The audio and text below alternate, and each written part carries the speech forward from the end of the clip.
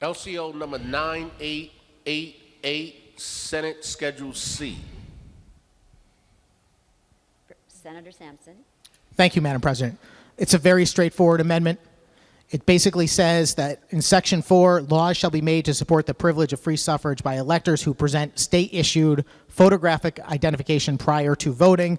It goes on to say in Section 21 that every citizen shall be entitled to state-issued photographic identification acceptable for voting purposes, which shall be free of charge if such citizen does not already possess a state-issued motor vehicle operator's license or a state-issued ID card. A similar amendment was offered in the House, but it was picked apart by the majority because the implication was made that somehow this was creating a massive expense to the state, that everyone would have to be issued a new state voter ID.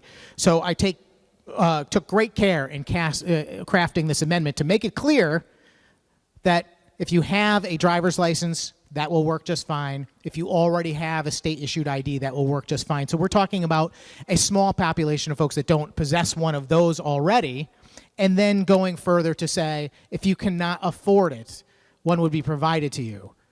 This is my answer to the argument that it's a hardship. I'm trying to find any conceivable way to overcome that hardship.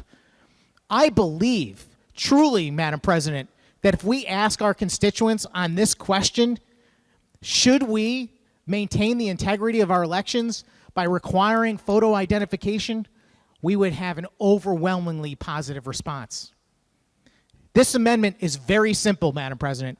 It simply says, if you vote for the amendment, it says, I want no excuse absentee voting, and I also want to ensure the integrity of elections by requiring photo identification. If you vote no, you say you don't care about photo identification or maintaining integrity by verifying the identity of voters. It's an easy choice, and it's an easy yes vote.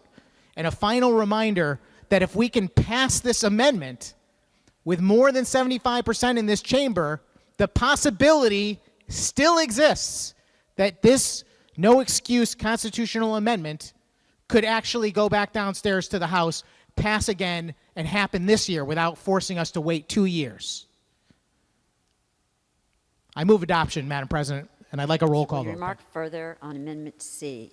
If not, will the clerk please announce a pendency of a roll call vote? The machine will be open. Immediate roll call vote has been ordered in the Senate. Immediate roll call vote has been ordered in the Senate. This is Senate Amendment C of House Joint Resolution 58.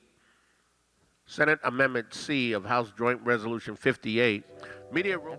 Have all the senators voted? If so, please check the roll call machine that your vote is properly recorded. If so, the machine will be locked, and the clerk will please announce the tally. Senate Amendment C of House Joint Resolution 58. Total number voting 36. Total voting yea 12.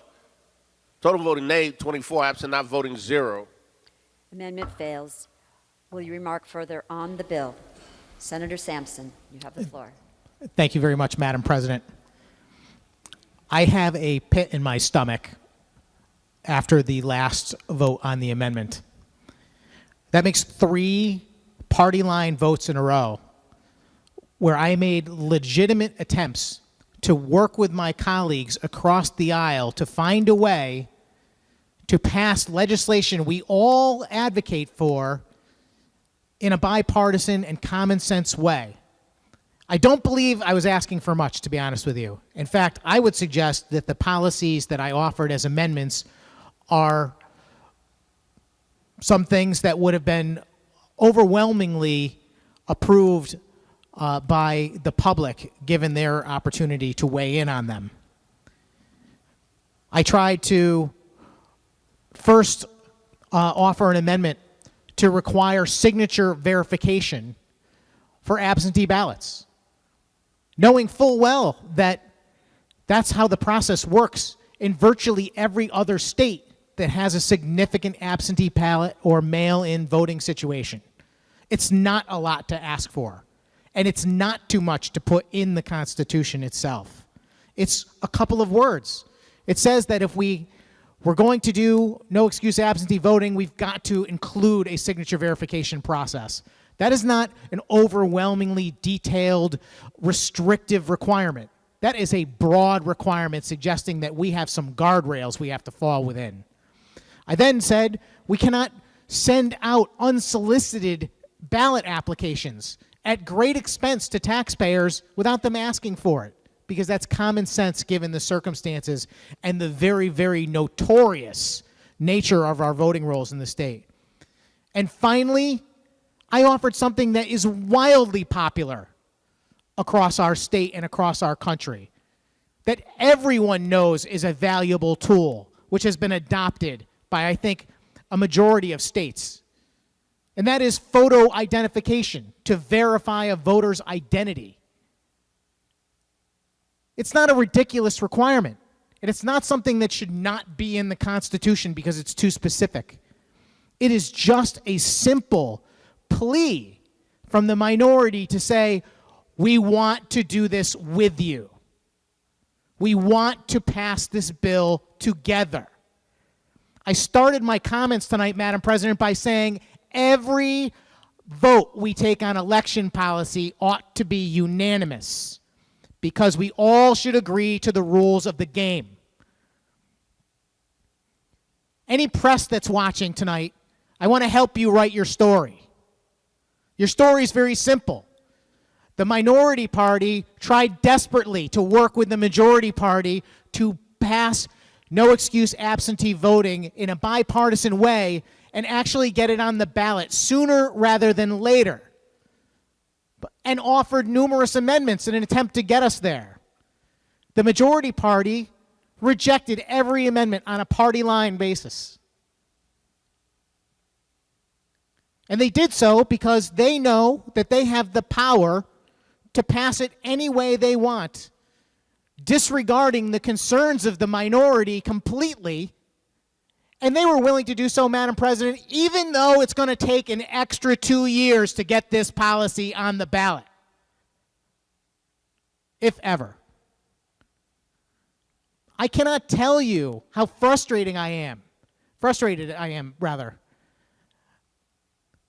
I made every last good faith effort this entire session to try and come up with a solution so that we could do these policies affecting the rules of how we are elected on a bipartisan basis.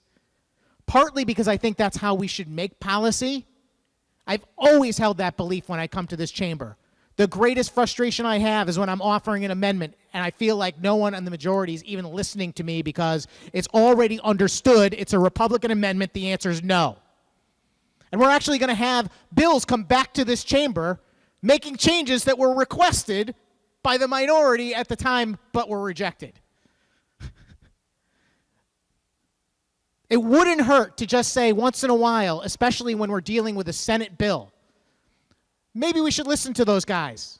Maybe they might come up with something good. We could make it better. We could do this as a team, as a Connecticut General Assembly. Maybe we could heal the wounds that are left in our country over two brutally divisive presidential elections. We could work together to do that. We could have done that tonight. We could have passed no excuse absentee voting unanimously out of this chamber if we just included photo ID, something that the public overwhelmingly wants. I'm going to go to bed frustrated tonight, Madam President, because I came here in good faith to do a good job for my constituents. I stand for things that I believe in, and I don't think what I asked for was too much.